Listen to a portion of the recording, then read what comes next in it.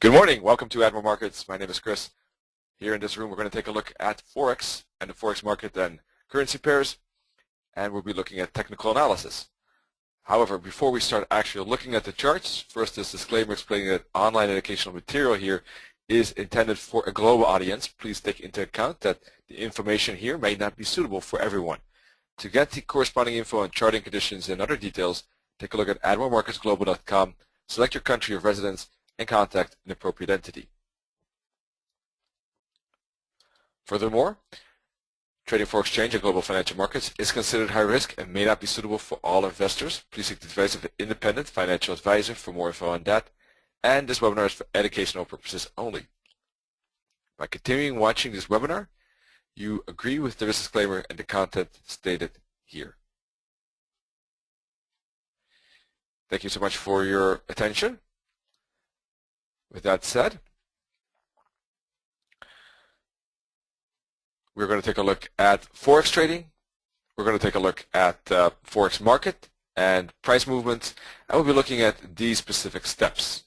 This is basically kind of like a checklist that you want to at least look at, if not more, when reviewing whether a potential price action movement is interesting for to trade, basically.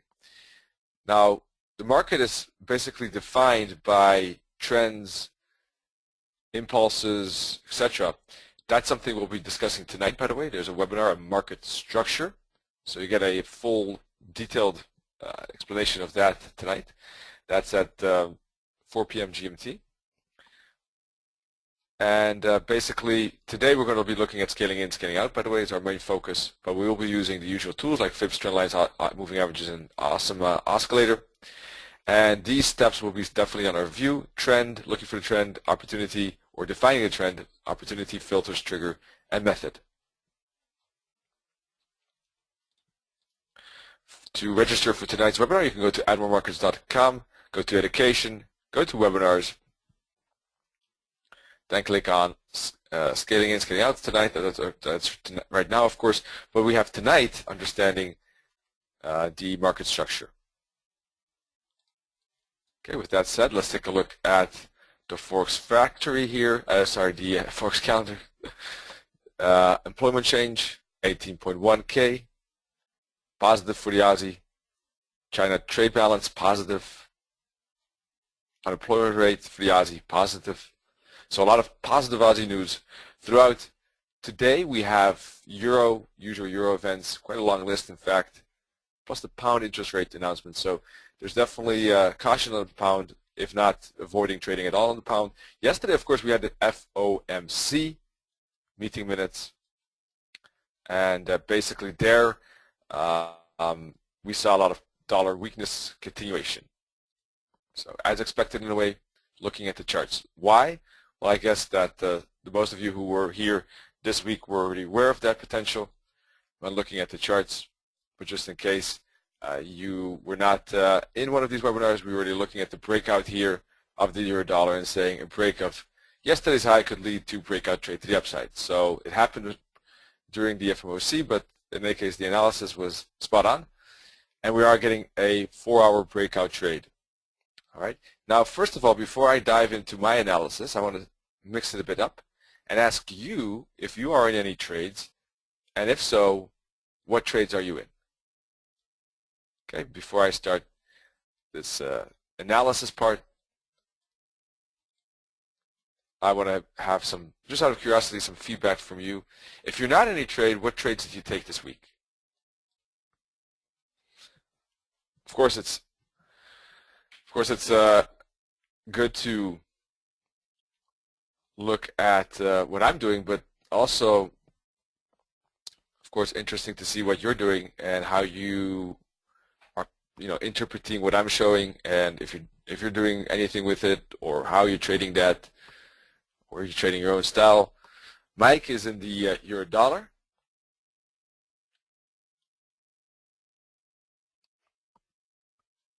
For those who maybe didn't see webinars this week, I'm in odd USD long, New Zealand USD long, odd Swissy long, odd CAD long, Euro New Zealand short, So basically odd on New Zealand strength I'm looking for. Yen, staying out of the yens and cads. I don't like them at the moment. Dollar weakness at the moment. Anyone else? Anyone in any trade or traded anything this week? Basically. If you didn't trade anything this week, just please write a no. I know it's a bit different start, but I would appreciate the feedback here, at least from a few. Others, I can imagine that are multitasking. Maybe you're too busy to write back, but still. Maybe you can squeeze in a minute there to write back.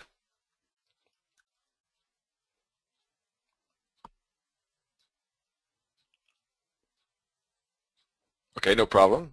One person wrote back no, that's fine. It's not nothing wrong with that.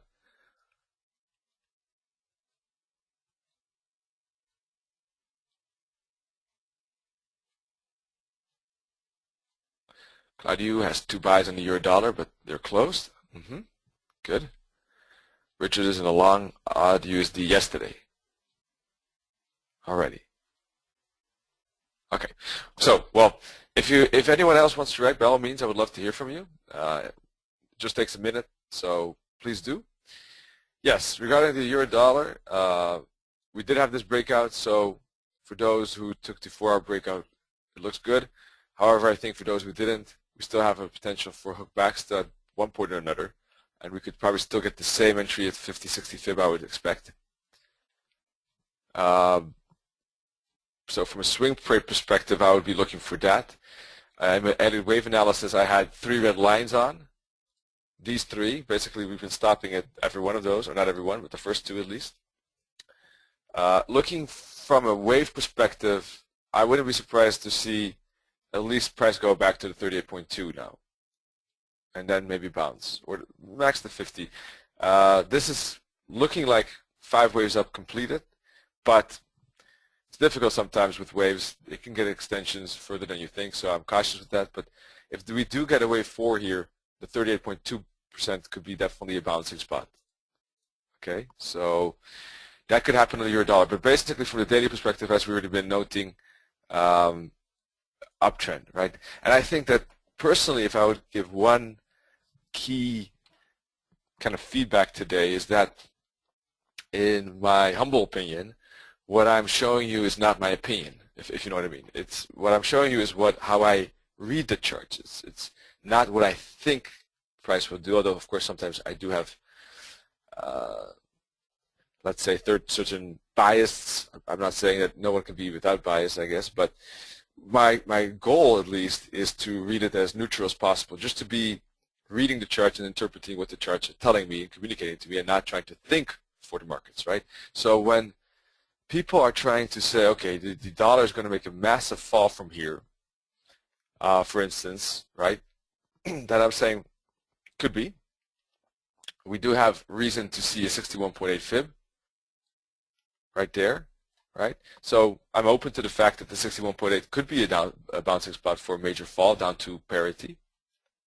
I wouldn't deny it, but then again, I would need more confirmation of that fact than just a 61.8. I mean, it's a resistance spot in my book. Absolutely. Resistance spot, yes. Totally agree. But there are quite a number of traders that are speculating already from July about that big fall on the euro dollar down to parity. And if you're waiting for that, you know, it's taking quite a long time. It could take another maybe a year before that happens, if ever. It doesn't make really sense to bias oneself on that fact, right? Whereas if we just look at the facts, as much as we can at least, then what do we see? Well, we see an uptrend. Should we then be looking for weekly reversals, or should we be trying to look at the channel and see the momentum and say, okay, you know, most likely these retracements or these corrections have a chance, at least a decent probability of being a retracement, right? And that's happened already for more than a year. So my point is that look at facts. Look at the 61.8 and say that's a resistance. But we see the uptrend. So when are we really looking for a daily downtrend? Well, when this uptrend channel gets broken, isn't it? Are we really too concerned about move to parity if this is still intact? Not in my opinion, right? So this is how I think you could best remove the bias, personally. So no offense intended for people who were hunting for a reversal down to parity, but that's my opinion. That's my opinion on the fact that I tried to look at the charts without opinion. Alrighty. So in any case, to me, this seemed again like a retracement. I was actually talking in an interview with, or conversation. Interview sounds a bit too heavy, but a meeting through Skype where there were public was present. That around here, it was the first fall here on the euro dollar, and Mr. Pinkert asked me, "Do you see this as a retracement or the first part of the fall, personally?" And I said that I saw it as still as a retracement, because until I have really more confirmation of a bigger break, which still could be this, of course, it could be the first part. I'm not saying that, you never know. I'm not saying that I know that, but unless it breaks, there's definitely the chance of this being just a retracement for more. And well, it seems like that. We don't really have 100% confirmation of that, by the way, because this could still be technically a hook back from more downside. But at the moment, that the chance is higher that we're going to see a continuation of this trend. Looking at the price action, it's pretty impulsive compared to this correction as well. So that seems pretty likely. And what spot was that? Of course, for those who've been here more often, it was a 61.8, wasn't it? Or close to it. Not fibs. Missed the fib by a couple of pips there. But still, 61.8 pounds. So what is the target of that? Let me get rid of this fib for the moment, or let me just put it on the 4-hour chart here. Let's take a look at the daily fib.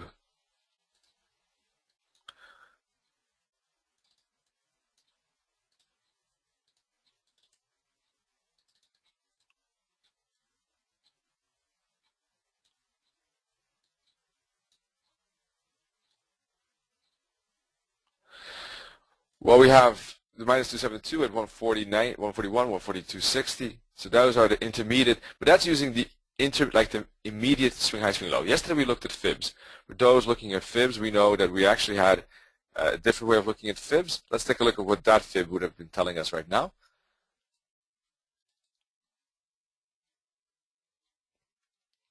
If we look at that particular fib, the way we fibbed it yesterday from target, retracement bounce to target, we have these fibs at the moment, 140.60, 142.70. About the same actually as the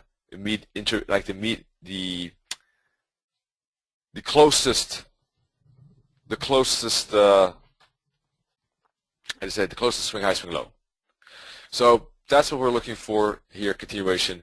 And if we look at the weekly chart, apologies for those who don't like the long-term time frames, but just wanted to state the point, is if we put a fib like this, 78.6 fib could be the next retracement fib, because we did stop at the 61.8. We did stop at the 38.2. So we could definitely stop at the 78.6, which is at 143.20. That's the breakout trade. Looking at the weekly candle, of course, this weekly candle is not finished yet, but looking at that, looks like engulfing twins as we speak. If it closes roughly like this, or near the high at least, without, let's say, not more than 30% of a wick on top, then that's a bullish signal, roughly speaking, and we're going to see next week's upside on the euro dollar, and we're going to have ups and downs, but eventually it's going to go roughly to 142, 143, I would say. Just like we had this upside, and this upside, and this upside. Does that mean that the top at 139.70 and 140 is not important? No. Certainly those will be resistance levels to be aware of course. Right? So we'll do double red line there for both levels, 139.70 and 140. But after that, we have space. And maybe even if it really gets moving, it could all go even up to 886 after a small pause at 786. So definitely looking like dollar weakness here to come. Well, not definitely. As I said, wait for this week's candle. Technically, I would expect this week's candle to end up roughly where we are now the next 2 days. So I guess what we could see maybe is some downside here, then a bounce up, and on Friday maybe some downside again. So we end up roughly there. That's what I expect. I think a bit more, let me do it the other way around. A bit, so let's say like this. Then it bounce off the moving averages, right? Hook back, then up again, break the top a bit, and move down again, and basically the weekly candle where it is now. Next week, don't know, maybe a small retracement, but then eventually up.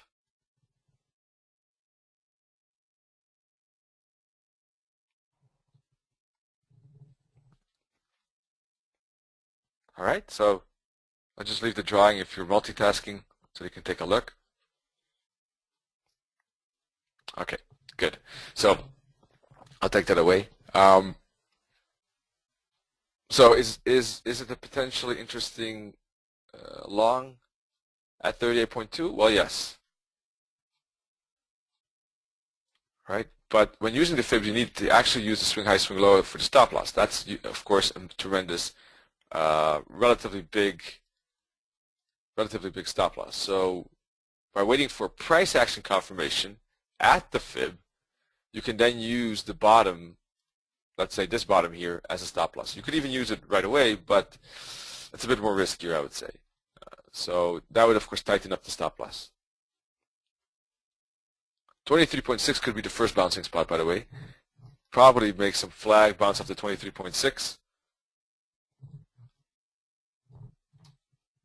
Maybe move to the 38.2, if we're lucky. Pound dollar is really the same.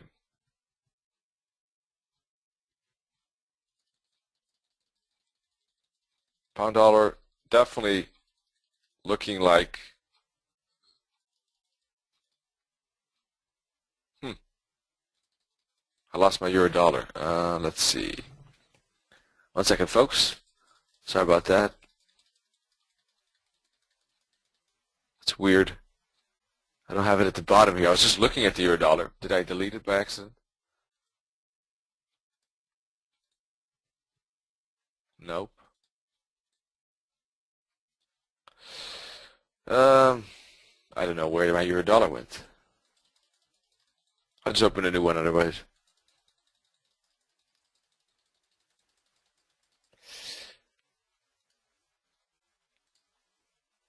No problem. I'll just open up a new one. Or I can even use, doesn't matter. Sorry about that. Let's see. This one. And let me move it back. Pound dollar is, in any case, is the same as the euro dollar. Right? We talked about the fact that I wanted to see preferably 23.6 or 38.2 bounce in the pound dollar, but otherwise it was looking very bullish, right, yesterday. Let's take a look. We had this fib on. We did get the move to the 23.6 eventually, broke yesterday's top, got a retracement before FMOC, and then we did get the break up. Was due to FMOC, but it was the only way yesterday. Because technically and structurally it was bullish, but the news event was hanging around its neck. It couldn't move without the news event because no one was willing to take that risk before the news event. The news event gave, the green light for the currency to do what it technically was already set out to do. And that was the kind of the trigger for that continuation as we expected. So pound dollar, we talked about this, of course, multiple times. Let's do a quick recap. We talked about the fact that price, I know this might sound boring, but it's important for the targets. We talked about this fib, price stopping at the 61.8 and bouncing, right? That was a potential. Did happen. Then we had the move up and the potential breakout here, or the breakout actually. We had a previous breakout like this. All of that, breakout, and again a bounce out to 61.8. That 61.8 just hit the minus 618 target, right? Which is also the daily top. So obviously that is a resistance level. That's why price stopped there. That's why resistance, of course, is important, right? So otherwise, though, this is looking like a very bullish breakout already. 2 61.8 bounces. Also, considering the fact that we are in a big weekly/daily uptrend.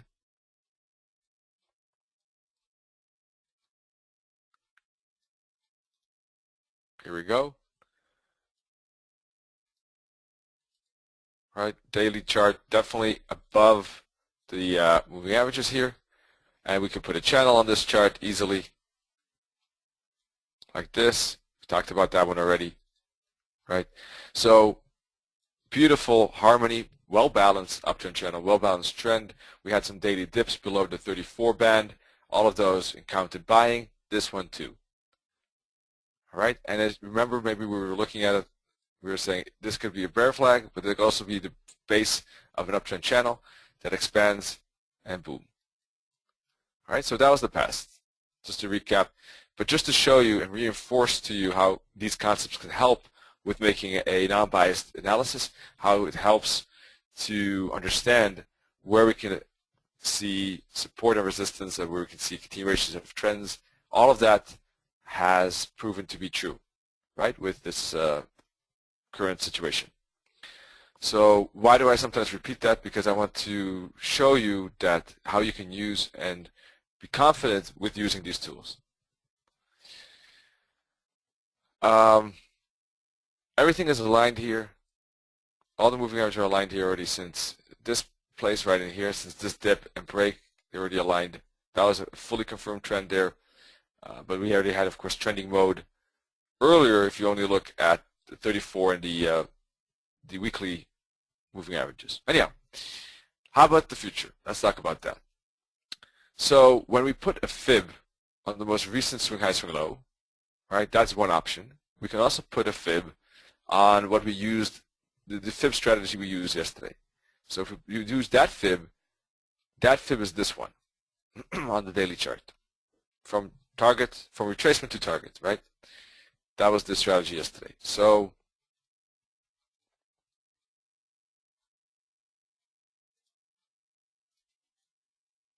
that fib, and I'll make it a bit different color, what can we expect now? We're at the top, so what we preferably like, this is definitely a resistance spot, and it makes no sense to do anything here at the moment, in my opinion. We could get a retracement easily back to this fourth wave here, easily back to this support level as well, before we continue. So I'm not interested in the currency here. Let's see, Richard is talking about divergence. There's bad divergence between these tops. There would be divergence on the 30-minute chart, yes.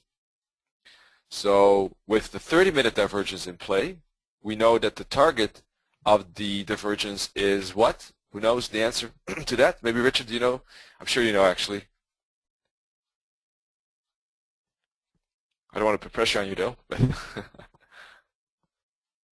What's the target of that? No? Okay, no problem.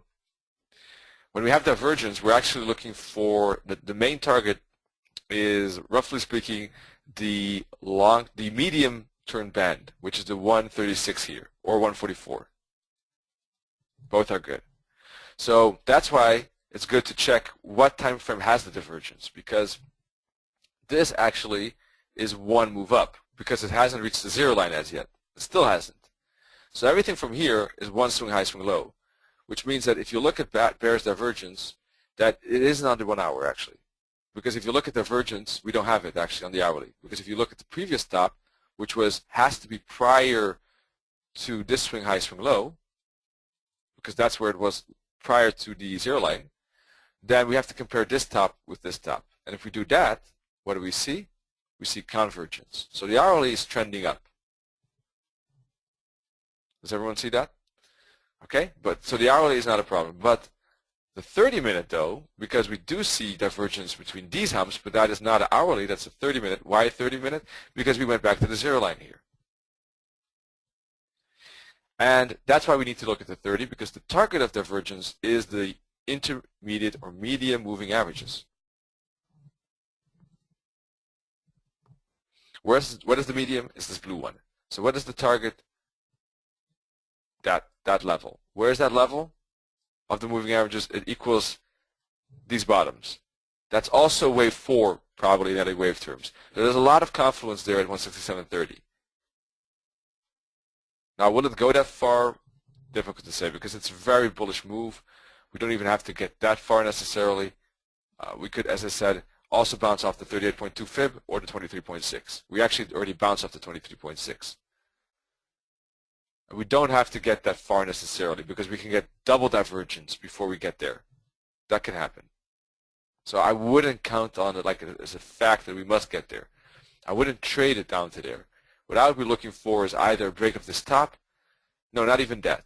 I would want actually price to either, if it does break the top, then eventually to go down to blue, the moving averages, or go down to the 38.2 fib. I'm waiting for one of the two. When that happens, all right, when we get the retracement on the 30, then we'll have the hourly back to the zero line. Then we'll get one more push up, and then this push up will probably create some divergence on the hourly. And that's when we'll have hourly divergence, okay? Then we might get a correction on the hourly again. And this is how you make those continuous ups and downs, and this is how you can analyze where you have a the path of least resistance potential here. So what you can expect, maybe this.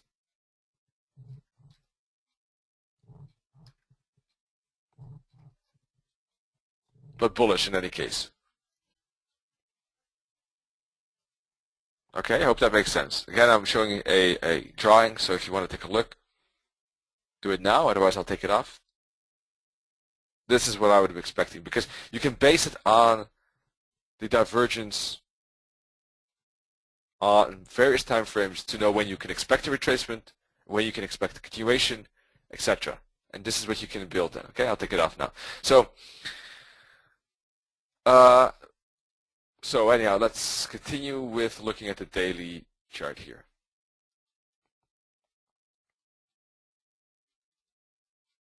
Now, I'm looking on purpose also a bit more at the longer term time frames because we've already made good upsides.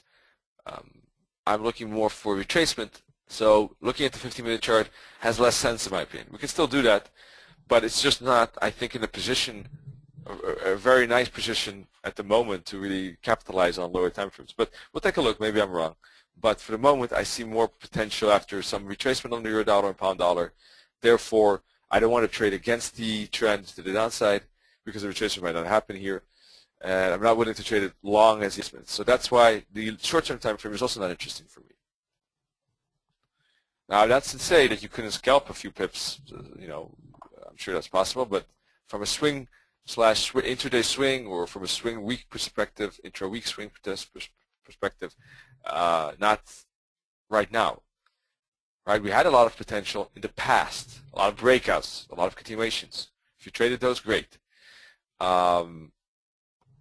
If you're still in the long, like Richard, great. That's you could, depending on when you took it, and how you took it, and how you're trail stopping it, or how you're managing it. I do expect continuation. So in general, that makes sense, depending on the parameters, specific parameters. So let's take a look at targets. We had, if you look at the swing high, swing low.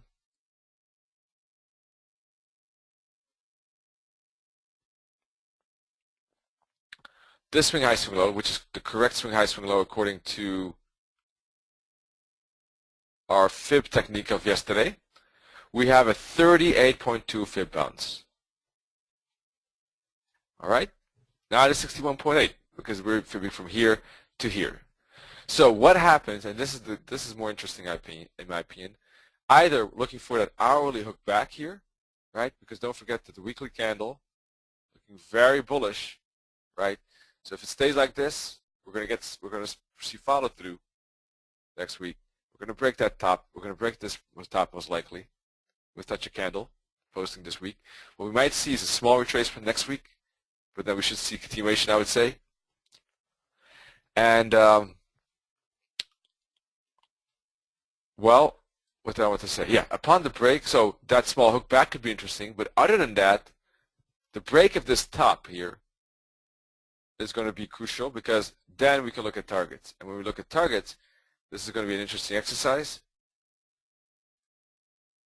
because what do we see here? We see a minus 272 at 169.70, 80. That's just below 170. That's the next target we're looking at.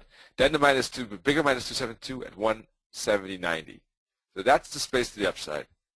After that, I would expect a retracement back to the broken top, roughly, and then a continuation bounce all the way to the minus 618 target, which is 174. So something like this is what I'm expecting in the intermediate future, as indicated by these drawing lines here. So this is very exciting because the pound dollar too is in a great uptrend channel. It too has broken with tremendous good force to the upside, good momentum. It had a dip retracement here, moved up, and when it does break above the 34 EMA band for the first time, it usually has this dip down again before we get up here. So it looks very interesting at the moment. Then if we look at the weekly chart, and I'll take off, let's see, let me take off every moving average here for the moment, because the moving averages are not really important on the weekly here at this moment. If we look at it from this perspective, what is resistance still? Because on the daily we don't have anything close by. We have one level here, 170.40-ish.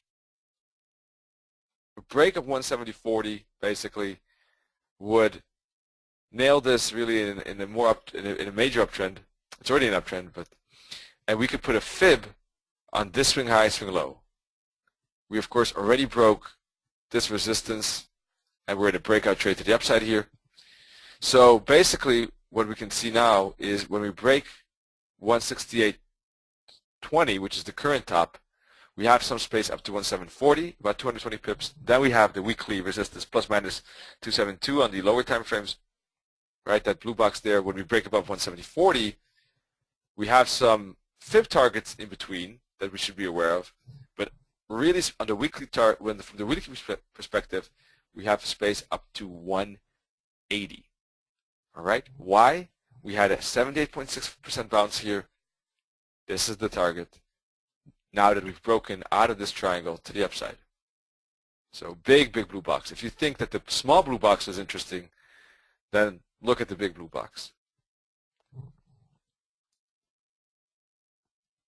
All right. So, I mean, I'm very interested in this. It's just very exciting because you're getting just very interesting trend potential. Not only against the dollar here, but potentially on the euro and pound crosses against the Aussie, because the Aussie and the New Zealand are actually even stronger here than the euro and pound. So let's take a look at the odd USD and New Zealand USD as well.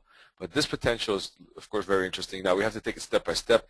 Just because I have this as a potential doesn't mean that I'm going to jump in long right now.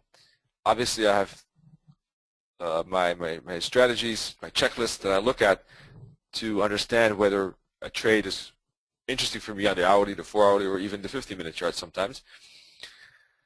That is worth taking for a piece of that, right? Because I'm not a position trader. If I were, then I probably would have taken a long here, and I'm still holding and waiting. But I'm not that long-term trader. But I do this analysis to understand how far and what kind of price action we can expect. Richard's sending his screenshot, so maybe Richard has a different opinion, or maybe he has the same opinion. Let's see.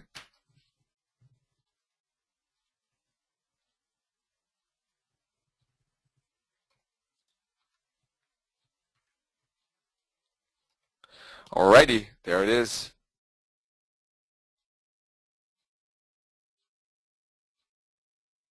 Let's see. This is 30-minute chart. Richard is looking for immediate continuation. It's definitely possible. We had a 23.6 bounce or 50 bounce, depending on where you put the fib. If you put it on the intermediate, in the immediate swing high, swing low. Stop loss now pretty tight, close to the entry. Great job, Richard. Very little risk. So even if this is a loss, it's only a very small loss, and it's very important for trading. I would say, almost more important maybe than maximizing profit is minimizing the losses. If you have small losses, then you don't even need big winners to have already a good average win, average loss ratio. Great job. Let's see. Is looking for A, B, is CD pattern. Interesting. Has a target at 414. I don't have that one. I've heard about it before. It's not really a commonly used one. I've heard about it. I actually forgot why That one is used as level. Any idea, Richard, how that's calculated? Because I forgot about that exactly. I've heard about it, but I don't see it often. Interesting. And Richard's aiming for that level. Cool.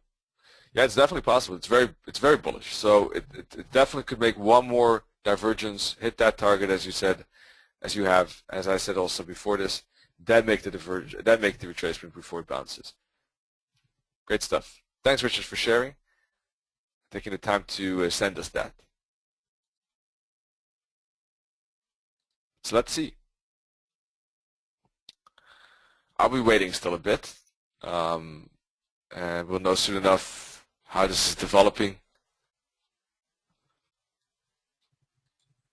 In general, though, in the long term, definitely very bullish. Just either waiting for a bit more retracement personally, or a break and then retracement, or, of course, preferably, some bull flag above this top for continuation. That would be great. But this was a nice trade. This break up to that top was good. So pound dollar looking very bullish. Let's move on. Aussie, tremendously bullish, right? Very, very nicely going up. Let me put back our normal template here. And well, basically we had a full uptrend now, right? Because everything is aligned. Here we had a bit of a struggle when the moving averages were trying to, were getting squeezed, basically. But the price pulled it to the upside, and we had a retrace right here. We talked about that retrace, right? We talked about the fact that if we break, I think we did. Now I'm not 100% sure actually, but anyhow, we talked about the fact. So the people who know the AO strategy know that if we have a move back to the zero line on a 4-hour chart like this, that's a good retracement. If you then break above the next 4-hour fractal, which is this one here, or this one, that you're looking, as I took with this exemplary trade, because this accounts just for examples, then you can see the breakout here occurring after the dip, right? We had the zero line, we had a strong AO. Those are the requirements, prerequisites. I can't say that word. So we had AO back to the zero line, we had a strong AO reading, we had the moving averages aligned, we had price dipping below the band and then bouncing off it, breaking the first fractal. That's why I took this example trade, and now trail stopping every 4-hour fractal, therefore stop loss here. And at the moment, up about almost 200 pips actually. If I would have taken a bit lower, would have been more than 200, I think, at the moment. No, it would have been 200 exactly now. No, I'm miscalculating. Sorry. Would have been 200 if I would have taken the lower. Now it's about 160 or something. Doesn't matter. Where can you find the AO strategy? Let's take a look. Go to admiralmarkets.com, go to education, click on webinars, click on video archive. Let's see. Let me write down strategy. I think I explained it in Pro Learning Lab Basic Forex Strategies Part 1, 27th of March. It was also mentioned for sure in the webinar of 13th of June, intra-week strategies. I think it was explained better then because I fully focus on that. 13th of June 2013.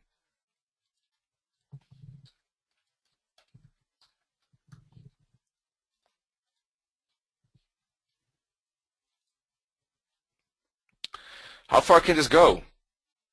Well, if we look at it from this perspective, from the daily, we have moving averages here. So this is a breakout trade. Basically, oh, why? I hit some button and it deleted my chart. Okay, sorry, it was a bit dramatic, but so the first target there is the band here, the long-term band, because we're basically kind of like, from a daily perspective, we're getting this. It's kind of like a reversal trade. It's a with the trend trade on the 4-hour. Right? Don't get me wrong, right? This was a retracement. Let's take a look at it again. One more step by step, okay? Just in case you're curious. and people maybe just to reinforce it. What we had, moving averages aligned, AO back to the zero line, strong AO, price retracing back to it, dipping below it, and then moving back above it. An entry then upon the first fractal break is the breakout trade on the 4-hour chart, and it's doing fantastic, isn't it?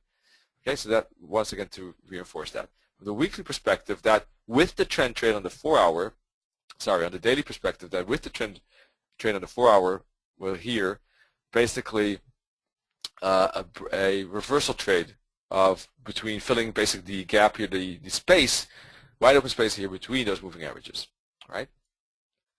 But there's nothing wrong with the retracement trade on the daily chart, right? Because we're trading, or I'm trading at least on the 4-hour hourly, so I'm not waiting for with the trend setup necessarily on the daily chart, because we're looking at daily, weekly, and monthly moving averages. That would take way too long.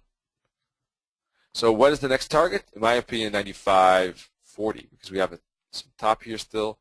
We have the moving averages, but if we put a fib on this swing high, swing low, that is also the next target. This confluence there, isn't there, around 95.20.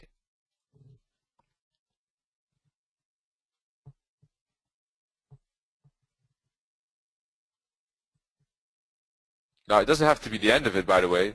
It could go to 96.30. What could happen is it goes up, makes a small correction, and then still continues up to the 88.6 fib, because the moving average band is a band, and just that. There is a space, right? And actually, the bottom is at the 78.6, but the top is at the 886. So both are just as likely. So I'm not having a TP, by the way, at 78.6. I'm really going to stick to the trading stop. I might think about a TP at 886. If depending, it's still open, but I might change that into a TP. What I'm looking for is to see how far this can go. Wherever this goes, basically on the hourly chart and 4-hour chart, wherever this goes and starts to make a hump back on the 4-hour AO, okay?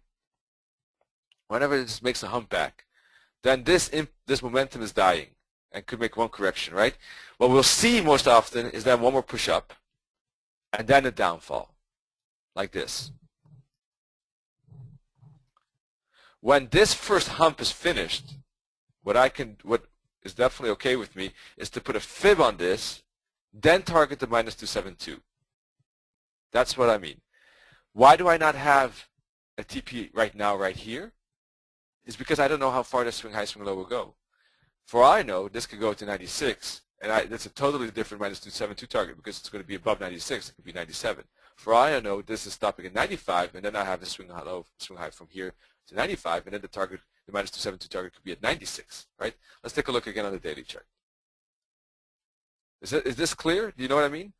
I'm basically waiting for the next fib, the future fib. If I do this, although the fib is really getting big, so my trail stop loss might not even survive such a big dip, to be honest.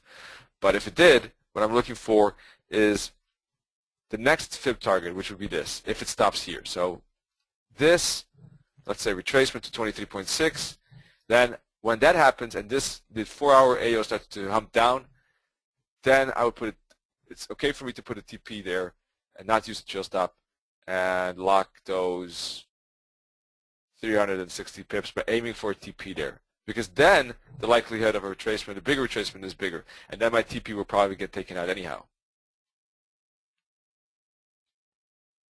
So this is basically letting the swing high, swing low go as far as it wants. And whenever it rides out, then put a fib and then aim for the target with the TP, which is basically a sequence, if you're looking at it from a trade management point of view, open TP, and then depending on the swing high, low, the next future fib. All right, so I hope that makes sense. Maybe you already use that technique, but if not, maybe some of you, it's new for you. I find it quite handy. Because basically if we use a TP here, we don't know how far this can ride out, basically. Right? Well, I mean, I have an idea that it stops at the 78.6, but that's what I thought of the 61.82, and it just still pushes through. So there's a lot of Aussie strength here. All right, so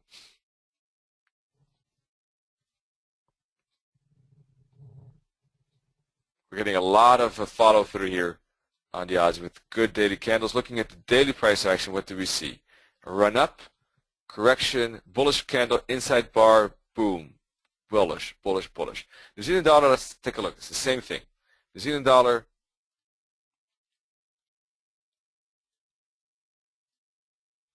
what do we have here? Everything is aligned.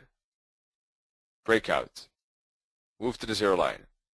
Huge breakout trade. Now, does it mean that there's no breakout trade within this piece? No, certainly not. If we then zoom into the hourly, I'm sure we can add some scale-ins, right? Because that's what we're talking about, scaling in, scaling out today. I didn't talk about it so much as yet, but if you're looking at it from this perspective, this could have been the first position at the break of the green, and the blue dots could have been scale-ins. And we could have exited the blue scale-ins at the red point, right? And maybe the green trade we could have held all the way to the second red point, if we're lucky, optimally speaking. Point is, though, in any case, is that we had, and this happens often, you had to move below the 34 EMA band, you had to move above the 34 EMA band, then one more time below, and then continuation. Does that second dip always happen, right? This second dip? No. We didn't have it here, did we? It just kept on breaking. So if it does happen, it's kind of like an extra. You could maybe even add a bit of risk if you still have that within your risk management plan. You can't count on it, though. If you get it, it's just a bonus. You get some extra R2R most of the time. If you don't, then, you don't get that. It's very simple. But you don't always have it. Sometimes you do, double dip, because it breaks above it and still dips down before it goes, like the pound did. But look at this. It's looking at it from a 4-hour perspective.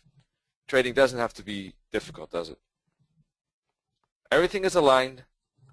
AO back to the zero line. Boom. Breakout trade. Everything is aligned. Price breaks above the resistances. AO back to the zero line. Boom. Breakout trade. Everything is aligned. AO to the zero line. Below the zero line. Breakout trade above it. And that's why it was taken. I took it a bit earlier than the 4-hour breakout because, I don't know, I was looking at the hourly in combination with this 4-hour and just took it at that point, as this example trade shows. I guess somewhere, I don't know, somewhere in here, logically. And the 4-hour breakout would have been just a few pips higher, obviously, because the 4-hour fractal was here. So if you wait for that, then it would have been a few pips higher. And now trail stopping the 4-hour chart, and this one is also up 130. Another dip, but we didn't get the second dip down. Everything is aligned here for the bullishness. Now, regarding the Kiwi, there's really only one level that's close by, is this one. Basically, if you use the moving averages on the monthly chart, I know that's quite uncommon, but interestingly enough, we actually have everything aligned to the upside. We had actually a dip here, and a monthly candle that broke above it, closed above it, had to retrace back to it, and now it's bouncing off. Same principle, right? Same principle as what we're seeing on the 4-hour chart. Retracement, move back above it, a bit of retracement, and go. You see, the structure of the market doesn't really change. If you have the good tools, you can basically, I mean, normally speaking, you can use them on most time frames in that regard. Even on this monthly, funny isn't it? Price is above the moving averages, and we're pushing above. We still, of course, have to be aware of that fact that this resistance is definitely important for the market, logically, because it's all-time high maybe, or not all-time, but a very important high, considering a decent amount of price action in the past. So, yeah. But what do we have here? Bullish, bullish, retracement of the bullish candle, now continuation. Anyhow, I hope I'm not boring with you, but personally I find, personally I find this fascinating. So, but I hope I'm not boring you here with these details on the monthly. But what else?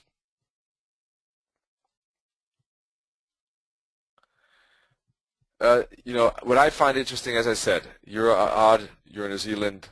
Here's my Euro dollar. I was wondering where it went to. Found it. Okay. Euro New Zealand. Euro odd, pound New Zealand, pound odd. Those are the more interesting trades. I'm not that interested in New Zealand yen, for instance, and the odd yen, dollar yen, pound yen, nothing at the moment.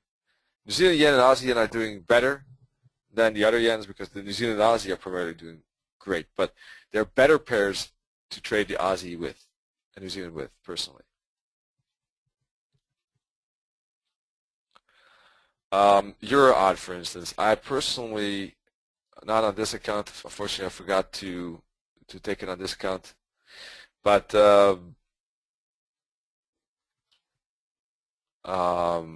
I took a short right here. Very simply because we had a breakout candle hook back to the 50 fib, looked like a good continuation. If you look at it from the 4-hour perspective, we're in a trending mode already since here. This is not really, this was more of a 1-hour trade because we don't have a 4-hour move back above the 34 band, but that of course is not necessarily a big problem as we saw with the Kiwi, because the price can stay under or below the 34 band for quite a long time, right, as we've seen. So you're going to have scaling possibilities on the hourly. And all of these dips basically moves back up on the hourly are scaling possibilities, right? It's just pleasant trading. I mean, this is not even that much recently because, I mean, not that bad, but this was even, of course, a bigger fall. Actually, it fell so much without the blue arrow that it hardly even moved back above the 34 band on the hourly.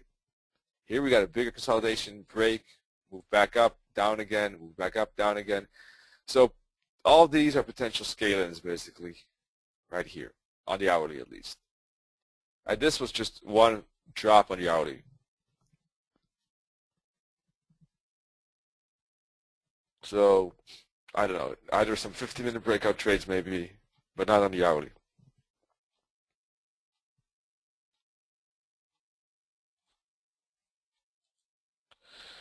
Same thing holds true now, but yeah, how do I say it? The thing is that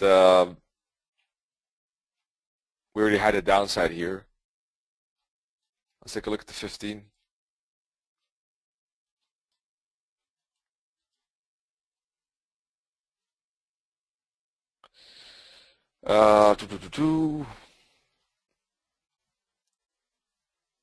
I don't know. You see, if you're not in that short, I would still probably have the penny at that level or close to it here. Maybe it still hooks back there with the stop loss above here. That could happen still.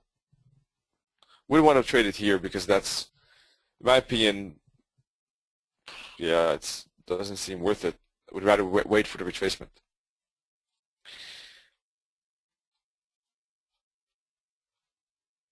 Let's see, Euro New Zealand maybe first. Euro New Zealand, same story, right? 4-hour trend in play, and we had a recent breakout below the band. That's why I had personally an entry at the 50 fib, because I saw price breaking below. We have moving averages aligned. Sorry for repeating that so much. We have the AO back to the zero line. Then we had a break below it. That's why I thought, okay, if it gets to the 50 fib, that's a great trade because it's actually a discount. I didn't get that far, so I shorted it at a lower spot, at here, 159.45.8. And it's continuing lower. But that's less, that's 80 at the moment. On the hourly, interesting enough, what I said, you can sometimes use the minus 618 target for a great scale-in. Look at this example. Here you can see, let me take this off, it's annoying. Here you can see minus 618 target right there. Zigzag correction. If you have a strong trend and price gets to minus 618 target, that is a great potential to scale in a short in the bigger trend. We talked about this yesterday, I think. Happened yesterday evening, my time at least. Did anyone catch that trade or see it happen by any chance? It's a really an interesting method. Keep that in mind. You need a trend though. And then if you have a retracement, the target itself is really grand. So that's why I was looking for shorts here and didn't get there. That's why I was looking for hook backs to,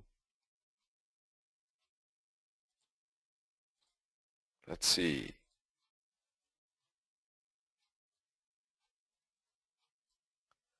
That's why I fibbed this move down as well, because I didn't get the 50 here, so was looking back for hook back to roughly this level, roughly the breakout here basically, and therefore I had to entry at the 61.8 fib, right? You can see all of that as resistance. Although it's moving quite choppily, to be honest. Ever since we broke the band, it's been quite choppily, but still pushing down. It's not as fluent, of course, as before when we had the first breakout, but still moving down like this here. This was pretty fast.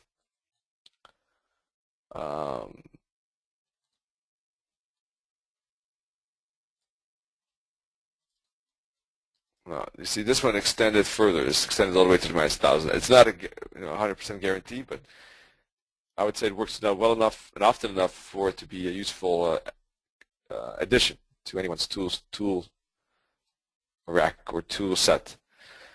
Let's see. Sylvia took that. Great job. Awesome. Congratulations. Great stuff.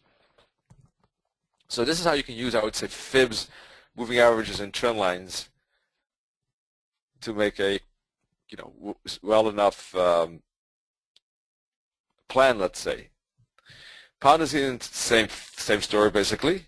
Also recently a bit choppy, but now it is looking like it's breaking below and moving down.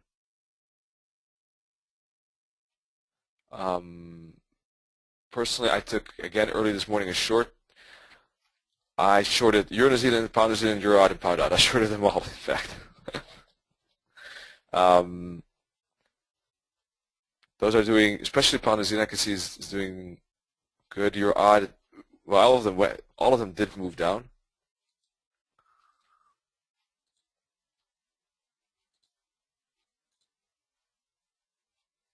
This is Pound odd here too. Shallow retracement. Right, so it's all the same story. I don't want to repeat myself too much. It's probably getting boring, but it's also basically all the same structure, same lineup here.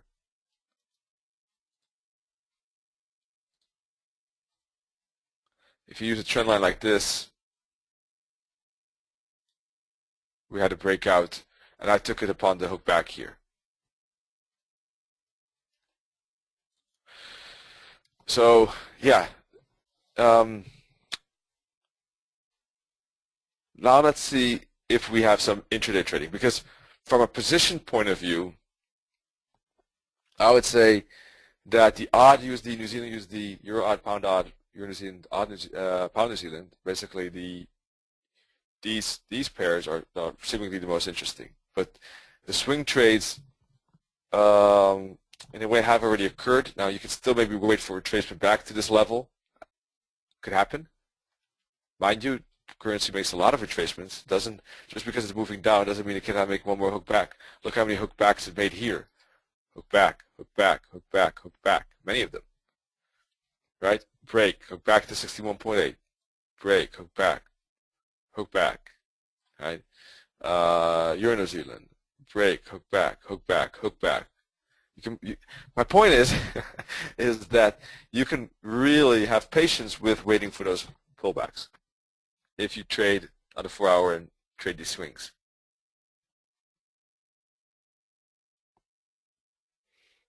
Or the hourly, right? But the 4-hour is still good because you can see what kind of direction there is, and then you can do scale-ins on the 30-minute or 60-minute. Some even use 2-hour charts, right? Also good. I like the 2-hour chart, by the way, as well, but here it's primarily the 1-hour, 4-hour. So let's see. Is there anything to add on the 50-minute chart? Let's take our Camarilla and see, because that's what I would like to use to establish and judge that. Oh boy, an hour already flew by. Sorry about that. That was really, time flew.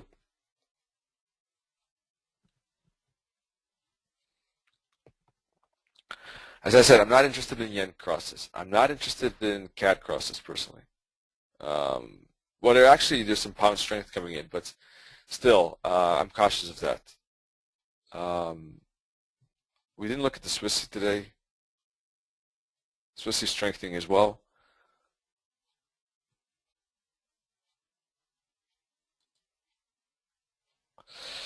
Let's see. Apologies for all, the heavy amount of lines that are on here.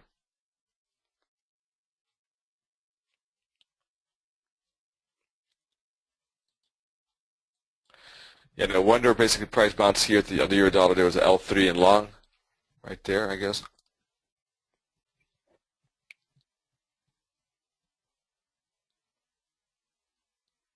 And the 23.6 fib. Yeah, personally, I don't know. I would personally still be careful of this euro dollar, but it looks like we're getting a bullish bounce. So a hook back, we could see follow through. Could happen.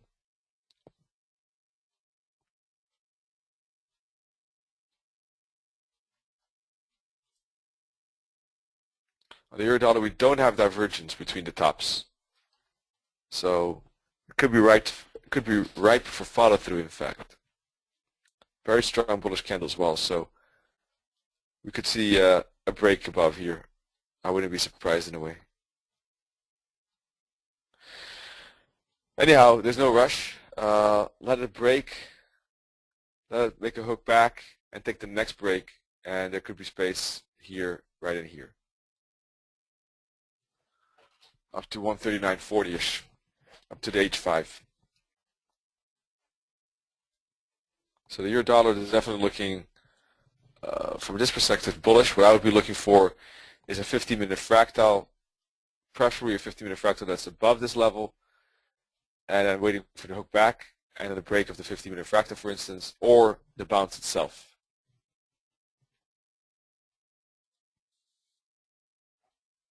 Pound dollar.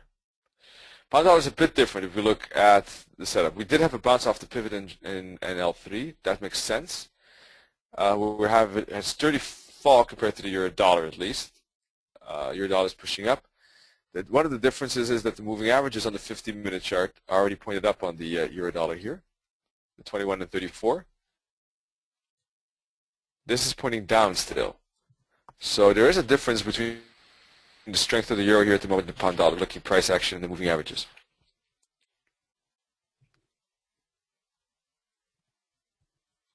Now, personally, just because these moving averages are pointed down, and if we break this bottom, I'm not interested in shorting.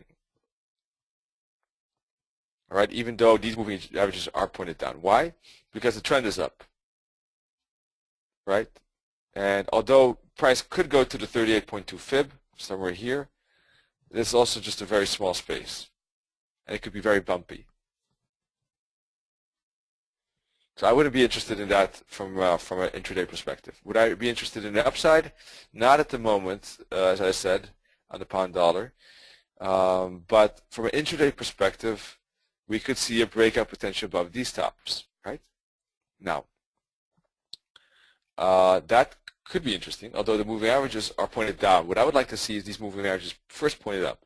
Then I'll rejudge and maybe analyze it, like the euro dollar. Therefore, euro dollar looking that it has more potential. But with that said, I do want to see preferably either, it has to be a break of this top, to be honest. Let me take a look. No, sorry. Excuse me. Made a small mistake there. Yesterday's high is here, not here. This was actually today's action breaking yesterday's high.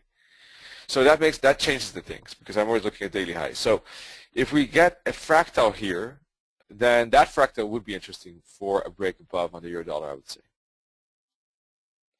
Mind you, this is all intraday trading, so for me, intraday trading is more like a bonus. If I get some setups, fine. If not, also fine. It's more like an extra. So there's less pressure for me to take one. If I like it, I take it. If not, there's really no must for me. Which is, I find, a pleasant balance. That's why I like to do both intraday and swing. Because I find it, like, for my psychology, a nice balance. And when you have that balance, you just need two dots in the middle and you have a smiley. Bit strange looking smiley, but you know what I mean.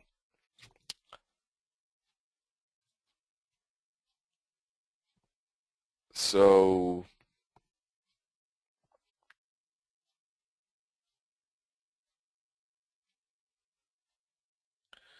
The pound dollar is looking like, if I look at the moving averages here, it looked like it slammed into resistance somehow. And the subsequent price action, obviously.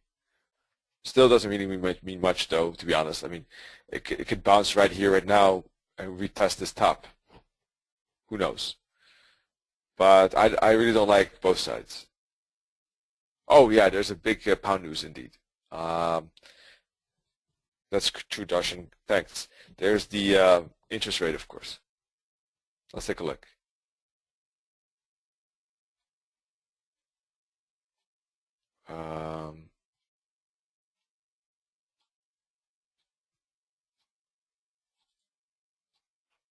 Where's that? Sorry. Here. No. Here. Yeah, here. Interest rate announcement 3 hours, 9 minutes from now. Got an ECB monthly report in 9 minutes. As well, we have some bill auctions in Spain for Spain. Greek unemployment rate. Italian as well, bill auction. So let's see. Oh. But of course the interest rate is the red tag one.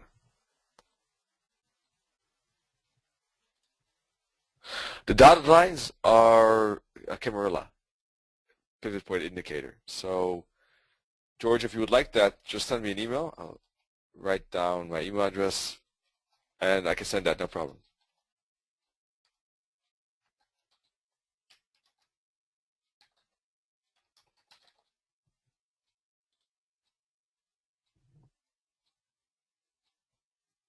So where were we? Yeah, let's move on to George. Best just to send me an email. Is that okay? Because it's easier for me at the moment. If you just yeah, okay, great. Let's see. Just send email like please send Camarilla. That's all. That'll be perfect. So we had basically a H3 short break. Right, the H3 was broken on the Aussie. We see the hook back to H3 as a bouncing spot for more upside. We are getting pretty high territory, so maybe on the AUD today, as I said, I don't see much intraday space somehow. Not on the AUD. I mean, it could break the RH5, but I don't know. Maybe if it dips down again to this level here and then bounces, that could be something different.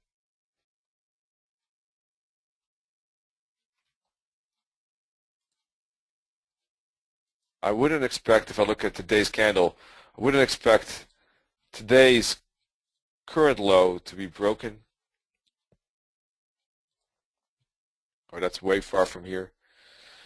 Yeah, so we're quite at high levels. Obviously, we already have a pretty bullish day candle. I would expect that day candle to be roughly the same at the end of the day. That's my bias. Will it happen? Who knows? But with that in mind, we do have moving averages very strongly pointed up. So I do think that looking at the moving averages and you dip down could still find bounce. And we might end up with the daily candle closing roughly, maybe not all too far from here. Here, maybe a bit higher. Or in other words, I think we'll just see some bounces up and down throughout the day on this AUD, maybe something like this. Oh. And then tomorrow, continuation.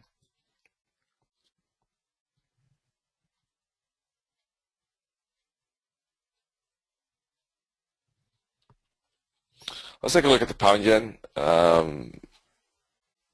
Maybe there's some intraday space that's interesting. Maybe not from a swing trade perspective. I don't find it interesting, as I said.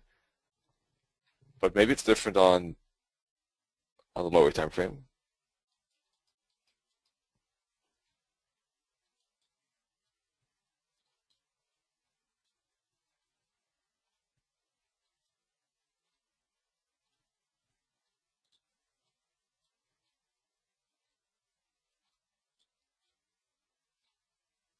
Got this support line right in here.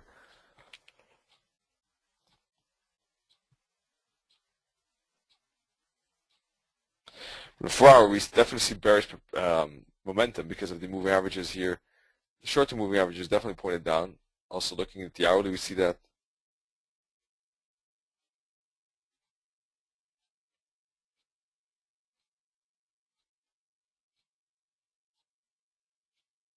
30-minute 2.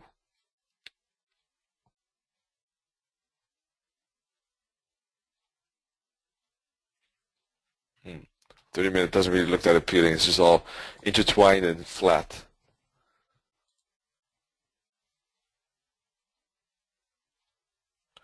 $50-minute chart, we had to move all the way from an H3 short down to below L4. Looks like we have an L5 target, I guess, still maybe open. I don't know. It doesn't really appeal to me.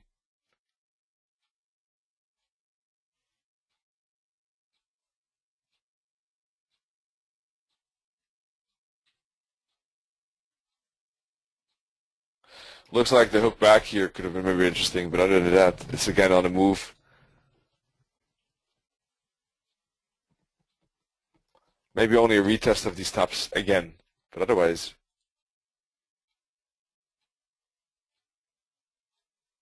that's it, I guess, for the moment. Do you have any questions, maybe?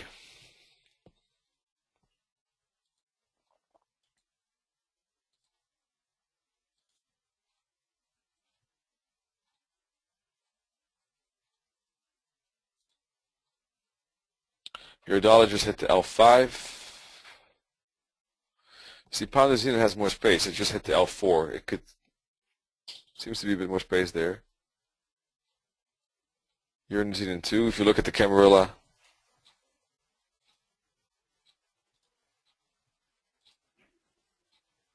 the Euro New Zealand and pound New Zealand seem to have more space, but the pound dollar is pushing through the L5, so sometimes we get some extensions there.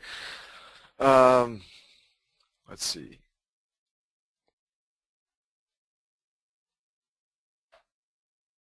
Yeah, I would say any hook back to the L3 long, or any hook back to, excuse me, yeah, that's probably what we could expect.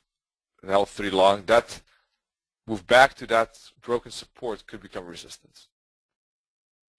For a fall down to L5. That looks, from an intraday perspective, probably the most interesting.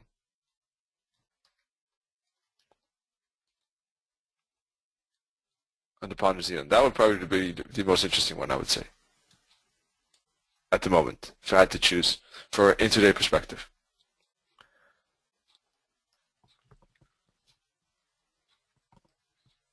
Comparing the, these Aussies and these Aussie and New Zealand crosses basically with each other, right? So for those who like intraday trading, that's, I think, the one that seems best set up. But don't forget the pound. Yeah, the pound does have that news event, so don't forget about that. All right. So, any questions regarding this, or maybe what we spent the majority of time on, looking at the longer term and medium, let's say long and medium charts, long being daily and weekly, and medium being hourly and 4-hour?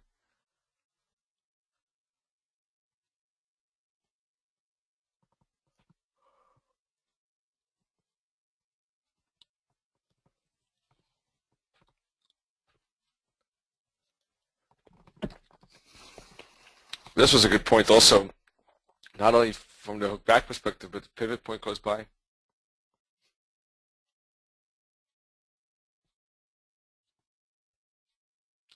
Dollar yen is really yucky.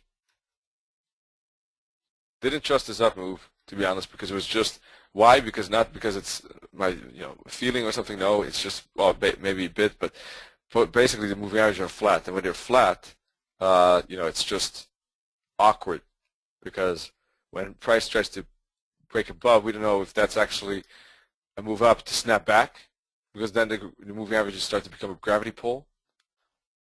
And one of the ways to know that is when it makes some kind of corrective structure. If it does that, then price is allowing the moving averages to catch up, and then the moving averages will probably become support. That would have been the confirmation that this was a sustainable upside, that this was a more than just a let's say just a brief rush up.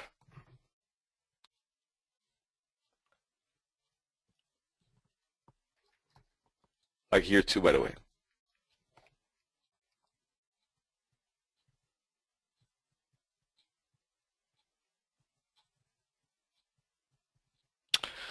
folks, I guess if there's no questions or any observations or preferences, then we'll wrap it up for today. Remember, no problem to to ask any questions during the webinar. You don't have to wait to the end or something like that, or any trade ideas that you have yourself. By all means, let me know. I know that that could be a bit maybe awkward or a bit scary for some, or some who don't have the time to write about that.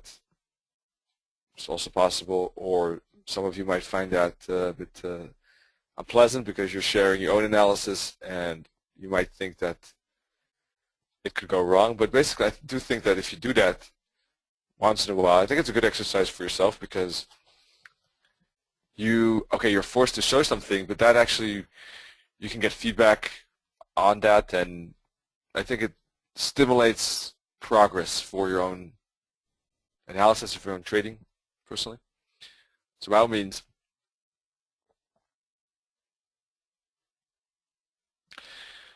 let's see, I would say Sylvia has a good question about weekends. It depends what target and time frame I'm using it on. On the 4-hourly perspective, it's more of a swing trade and not so much intra-week. With that regard, I wouldn't have, I do keep trades open. If I'm trading the hourly, I would tend to close them in some cases and reopen them on Monday.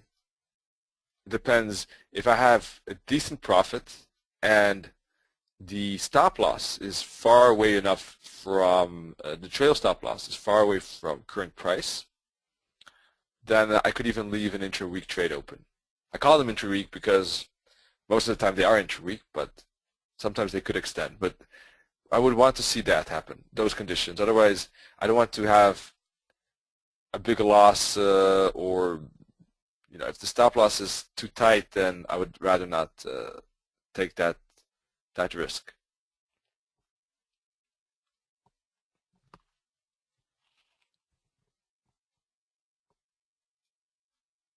So these scale-ins, like the New Zealand dollar on the hourly, those scale-ins have a good probability they would be closed. Not always, but.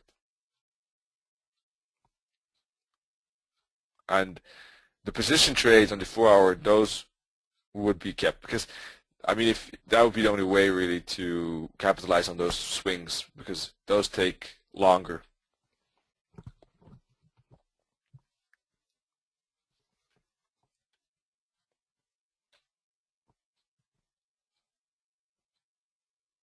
Then I have 15-minute trading as well, and I could take some kind of like swing, intraday swing, which normally is closed within the day, but sometimes lasts more than a day, but not more than 2 days usually.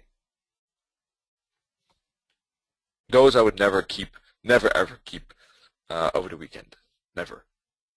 That's for sure. But that's maybe logical. So we'll be back tonight. Let's see. Market structure. So hope to see you then. I think it will be interesting. I hope it will be.